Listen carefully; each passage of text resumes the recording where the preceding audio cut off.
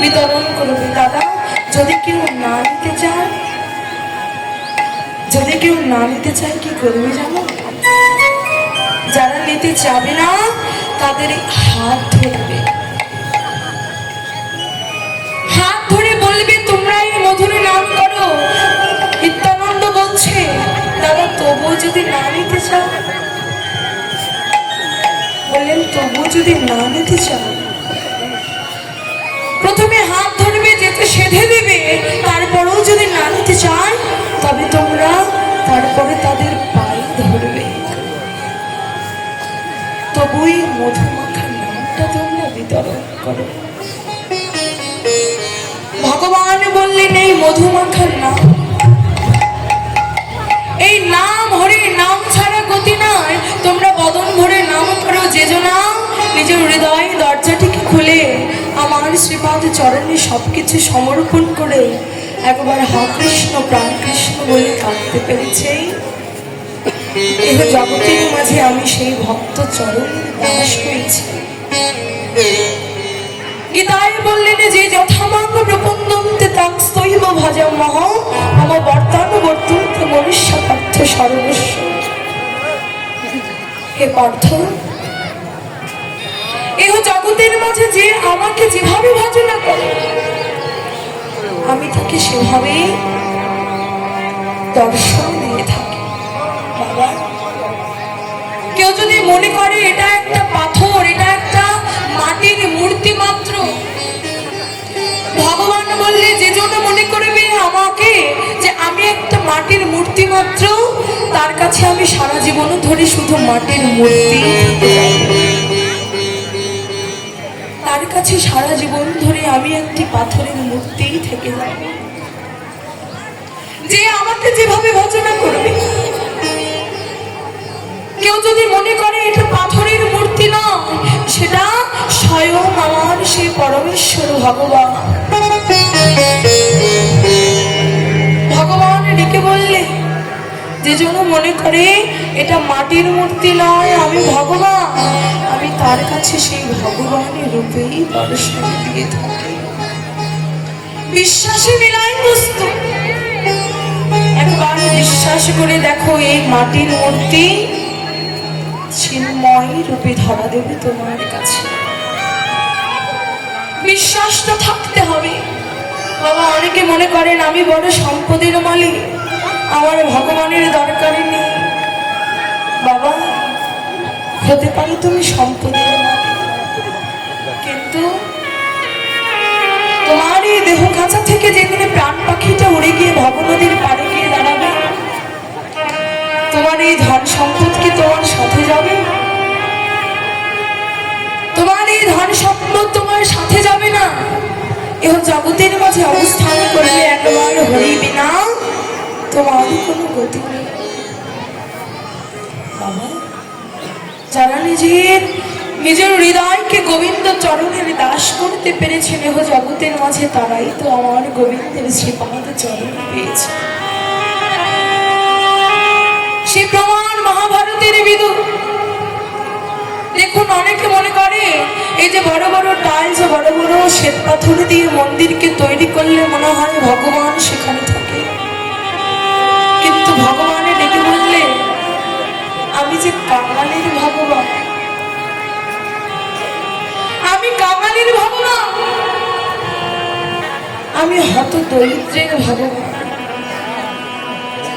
তাই বলে যারা কি বড় লোক, যারা বড় ধন সম্পদের মালিক, তারা কি ভগবানকে পাবে না? বাবা,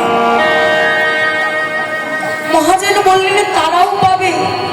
তুমি হতে পারো বড় লোক, কিন্তু তুমি তোমার হৃদয়টাকে যদি হীন দরিদ্র করতে পারো, তোমার হৃদয়টাকে যদি তুমি দরিদ্র করতে পারো, তবেই তুমি অনাদির আদি গোবিন্দের শ্রীপাদ চরণ পেতে পারো। সেই মহাভারতের বিদুর যেদিন থেকে কৌরব পাণ্ডব আলাদা হয়ে গেলে, বিদুর মহামন্ত্রী থাকা সত্ত্বেও কখনো হস্তিনাপুরে অন্ন গ্রহণ করতেন না। প্রতিদিন মাধবীতি করে যা প্রসাদ পেতেন, সেই প্রসাদ রন্ধন করে প্রসাদের থালাটিকে নিয়ে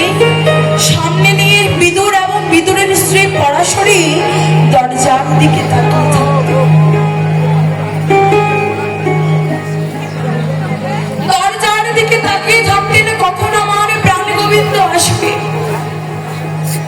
একবার ভাবতে দেখুন বাবা, সে মহাভারতে দুর্যোধনের মামা শকুনি দুর্যোধনকে ডেকে বলছে যে ভাগ্নে শোন, আর কিছুদিন পরেই কিন্তু কুরুক্ষেত্রের যুদ্ধ।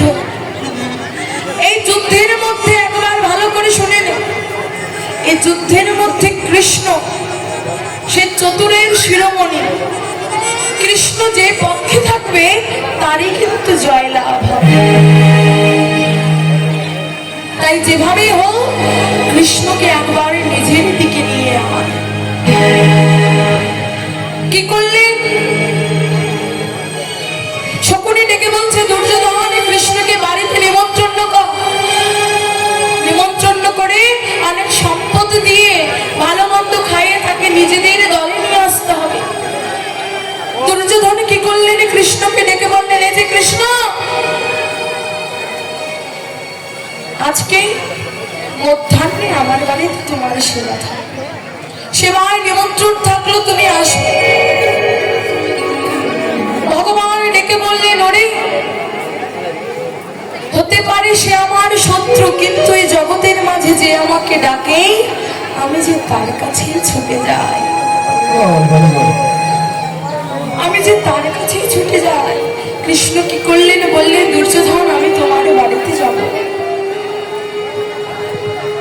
মধ্যাহ্নকালে যখনই কৃষ্ণ আমার দুর্যোধনের বাড়িতে যাচ্ছে, তার রাজপ্রাসাদে যাচ্ছে, দুর্যোধন কি করেছে জানি?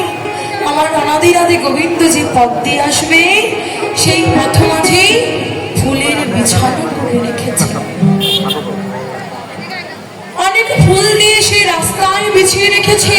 আমার অনাদি রাধে গোবিন্দ সে ফুলের উপরে পদ দিয়ে আমার দুর্যোধনের রাজপ্রাসাদে এলে। রাজপ্রাসাদে এসে দুর্যোধনের স্বাগতম জানালে, বলছে কৃষ্ণ এসো। আমার কৃষ্ণ কি করলেন? তার সমস্ত রাজপ্রাসাদটা ঘুরে ঘুরে দেখছে, সমস্ত রাজপ্রাসাদটা পুঙ্খানুপুঙ্খ ভাবে দেখছে। শকুনি ডেকে বলছে, দুর্যোধন দেখেছিস? বলেছিলাম না ও যে গোয়ালার ছেলে, দেখেছিস? এত বড় রাজপ্রাসাদে এসে তার নিজের লোকটাকে সে সংবরণ করতে পারছে না। এত বড় রাজপ্রাসাদটা কিভাবে দেখছিস? তার চাহনির দিকটা, যার চাহনিটাকে একবার দেখ, তার চাহনির দিকে একবার তাকা, যে দেখ সে যে গোয়ালার ছেলে, এত বড় রাজপ্রাসাদ দেখে সে লোভে পড়ে গেছে। কৃষ্ণ সারা রাজপ্রাসাদ পুঙ্খানুপুঙ্খ ভাবে দেখলেন,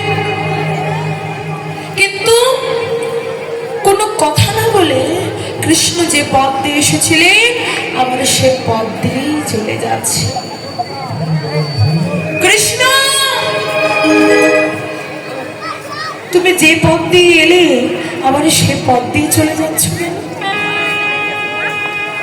তোমাকে মধ্যাহ্নে নিমন্ত্রণ করেছিলাম, সেবা না পেয়ে তুমি চলে যাচ্ছ। কৃষ্ণ ডেকে বললেন, দুর্যোধন জানো দুর্যোধন, অনেকে বাসনা নিয়ে এসেছিলাম তোমার রাজপ্রাসাদে আজ মধ্যাহ্নের সেবাটা করব, কিন্তু জানো দুর্যোধন, তোমার এই রাজপ্রাসাদটা আমি অনেক ভালোভাবে দেখলাম, কিন্তু কোথাও তিনটি জিনিস পেলাম না। সেটা কি? দুর্যোধন সারা রাজপ্রাসাদ খুঁজলাম, কিন্তু কোথাও একটু ভক্তি আমি পেলাম,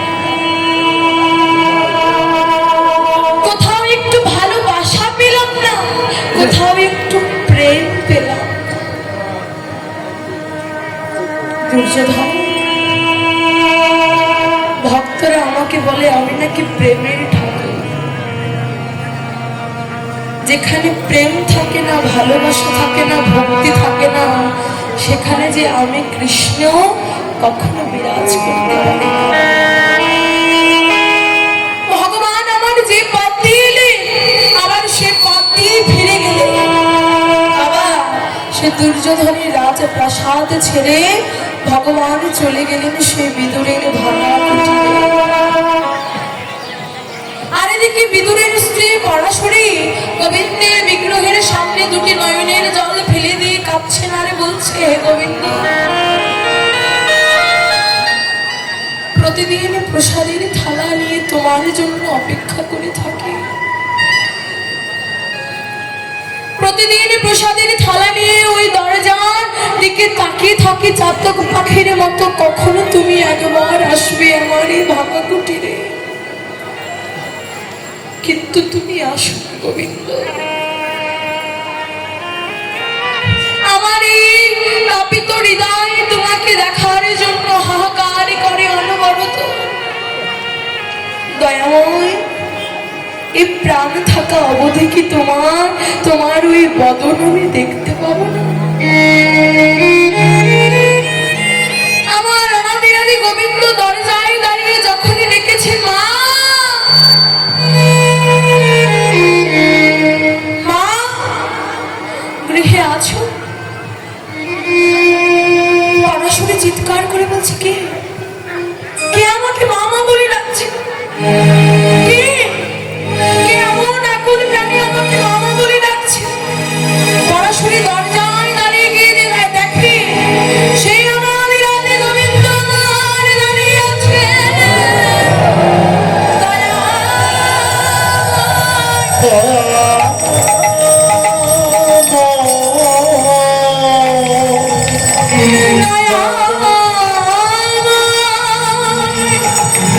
দয়া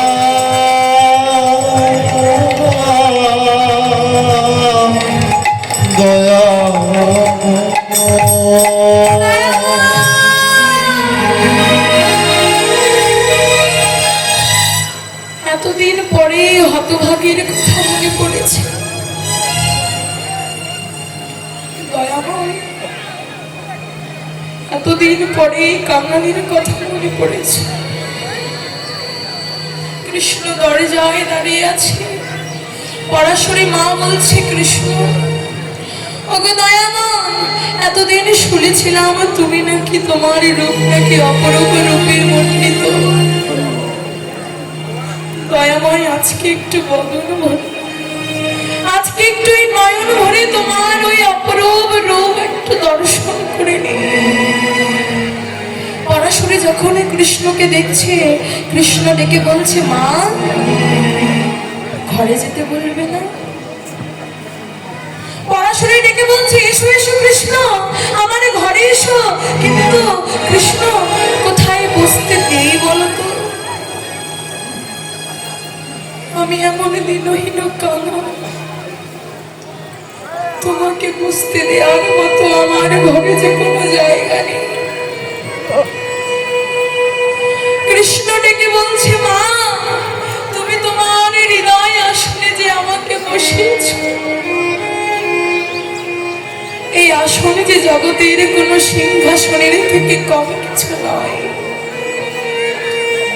তোমার হৃদয় আসনে তুমি আমাকে বসিয়েছ, এমন আসনে জগতে কজনা দিতে পারে? মা, আমার বড় খিদে লেগেছে, একটু খেতে দাও। পরাশরী স্তম্ভিত হয়ে বলছে, কৃষ্ণ, ও কৃষ্ণ, প্রতিদিন আমার স্বামী মাধবগিরি করে যা প্রসাদ পায়, তা রন্ধন করে আমি পসরাতে সাজিয়ে আমি সে দরজার দিকে তাকিয়ে থাকি, কখনো তুমি একবার আসো, কখন তুমি একবার আসবে আমার এই ছোট্ট কুটিরে। কৃষ্ণ, তখন তুমি আসনি। এ তোমার কেমন পরীক্ষা? আজ 2-3 দিন ধরে আমার স্বামী কোনো মাধবগিরিতে কোনো প্রসাদ পায়নি, কোনো অন্ন পায়নি, তণ্ডুল পায়নি, আর আজকে এসে তুমি আমার কাছে প্রসাদ চাইছো। আমি কি তুলে দেব তোমার ওই বদনে? কৃষ্ণ, আমি কি তুলে দেব? পরাশরী ভাবছে, না, আমার ঘর থেকে একটু ভালো মতো দেখে। তখন ঘরটিকে ভালো মতো দেখলেন ঘরের এক কোণে এক ছড়া কলা পড়ে আছে। এই স্বামী পেয়েছিল। বাবা একবার ভেবে দেখুন, বাজার থেকে যদি পাকা কলা নিয়ে আসা হয়, 1-2 দিনে যাওয়ার পরে সেই কলার অবস্থা কেমন হয়? আর 4-5 দিন আগে সেই কলা পেয়েছে, তার মানে সেই কলা কি আর ভোজনের উপযোগ্য আছে বাবা? কলার এক পাশটা পচে গেছে, কলার এক পাশ পচে গেছে, আরেক পাশ ভালো আছে। কৃষ্ণ ডেকে বলছে, ও মা, হাতে করে কলা নিয়ে দাঁড়িয়ে আছো কেন? আমাকে খাইয়ে দেবে না? পরাশরী ডেকে বলছে, কৃষ্ণ, কত শত দাস দাসী তোমার জন্য রাজভোগ প্রস্তুত করে তোমার বদনের সামনে তুলে দেয়। কত কত দাস দাসী রাজভোগ প্রস্তুত করে তোমার ওই চাঁদ বদনে তুলে দেয়। আর এই পচা গলা কলা আমি কিভাবে তোমার ওই চাঁদ বদনে তুলে দেব? কৃষ্ণ কৃষ্ণ ডেকে বলছে, মা, তুমি জানো না এই কলার মধ্যে যে কি প্রেম লুকিয়ে আছে? একবারে তুমি এই কলা আমার বদনে তুলে দাও। পরাশরী মা কৃষ্ণকে নিজের কোলের মধ্যে বসিয়ে নিয়ে কলাটিকে ছুলছে, কলাটিকে ছুলে কলার আঁশটিকে ফেলে দিয়ে কলার খোসাটিকে আমার গোবিন্দ বদনে তুলে দিচ্ছে।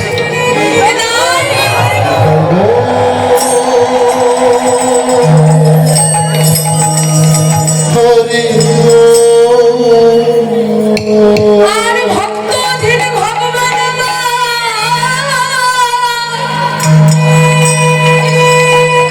ভক্তের ভক্তি আর সাধনের জন্য সে কলা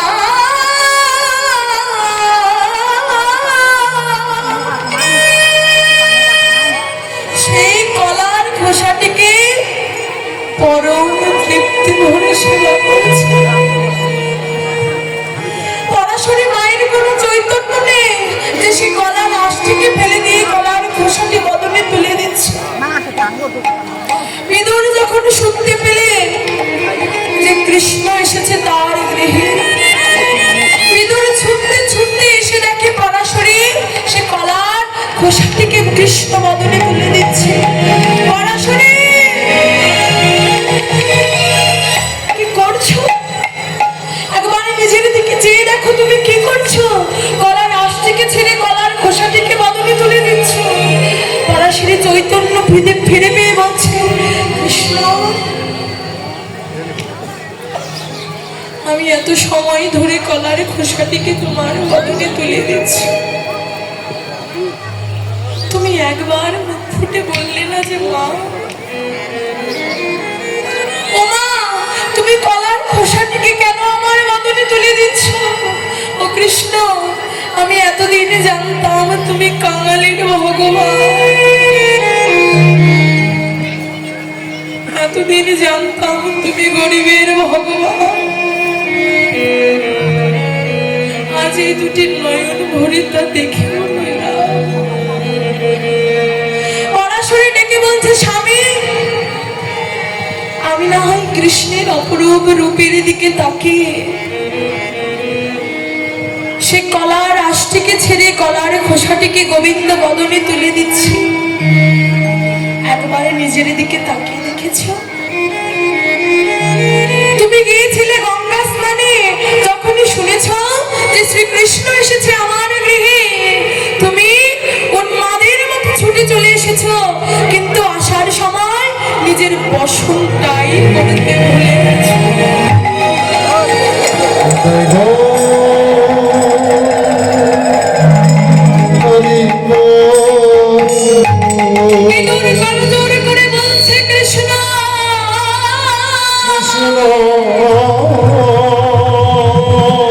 কত কত যোগী মনি ঋষি শত শত কোটি কোটি বছর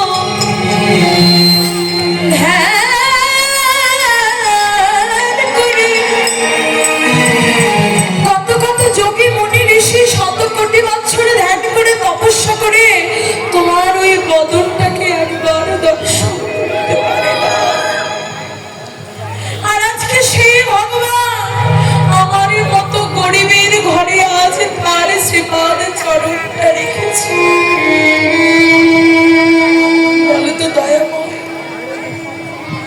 আমার মতো কি সৌভাগ্যবান আর কেউ আছে? কৃষ্ণ, আজ তোমার শ্রীপাদ চরণ আমার এই ভাঙা কুটিরে পড়ে চেয়ে দেখো, আজকে আমার ভাঙা কুটিরে যেন আলোয় আলোকিত হয়ে গেছে। কৃষ্ণ, তোমার এই শ্রীপাদ চরণে মিনতি, যতবার আমায় ধরা মাঝে পাঠাবে ততবার যেমন এই দিনহীন কাঙাল করে পাঠিও। কেন জানো কৃষ্ণ?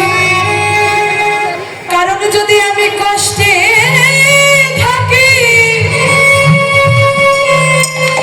যদি আমি দুঃখে থাকি, কষ্টে থাকি, তাহলে যে আমি তোমাকে ভুলে যাব না কৃষ্ণ। আর এতটুকু মিনতি, যতবার ধরা মাঝে আমার পাঠাবে যেন ওই শ্রীচরণের দাস করে রেখো।